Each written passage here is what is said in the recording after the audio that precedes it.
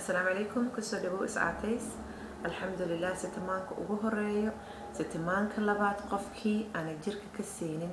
jimicsiga kor xanuun aan dareemeynaa kor xanuun waxa ka wada murqa xanuun jir xanuun luga xanuun kor xanuun wax kasta xanuun ay noqonaysaa sababtoo ah jirkii oo nisanaay oo iska jiifi jiray ala tumay marka waa inaan adkaysano video waxa waaye adkaysiga waa inaan adkaysano oo jimicsid markasta iskala bixisid oo mataqaana lugaha taagtid gacmaha taagtid oo mataqaana oo stretch badan la soo biyo badan aacabna insha Allah labada maalin ku sii dadaalina hadii labada maalin nagu filnayn maalin saddexaad ku dareyna maalin afraad ku dareysa jidkaaga soco banaanka aad ama video ku soo cisho marka waxaan rabaa inaan dhaho kaba gasho kabahana waa loo baahan yahay sababtoo ah lugaha hadii kala ku xanuunaya hadii hadda qof qalan aad tahay ama qof jiraneed aad tahay fadlan dhakhtarkaaga soo weydiiso waxa dhahdaa socod oo waxaan galooyaa tartan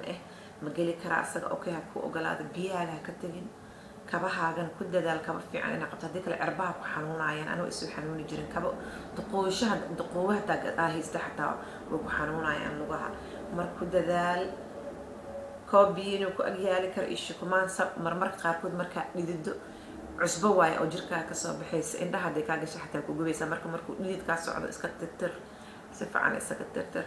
biyo badan cabbi ka dhididka ka soo baxaayo waa in biyo ku sii shubno wasaqana naga soo baxaysa insha Allah marka jir xanuunka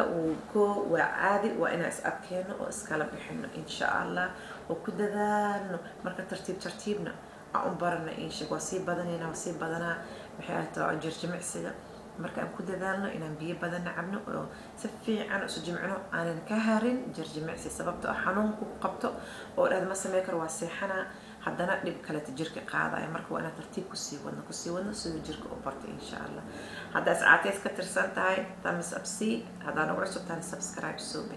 okay talaada kasta khamiis kasta video markuu soo baxo insha Allah fiirso waqtiga adiga ilaahay ku ogolaada samee ana waxaan isku dayaa duurka ka hor inaan jir jimicsiga dheelo oo sida aniga family-gayga aan gurigay ugu diyaarsanahay aan u joogo oo wax hawlahayga qabsado insha Allah marka adiga ilmaha ku kala degaan ama iskool ku kala aadaan ama waqti ahaysho waqtigaaga sameeyso ku waran laakiin ana subaxii ku dadaalaa insha Allah okay subscribe and thumbs up see assalamu alaykum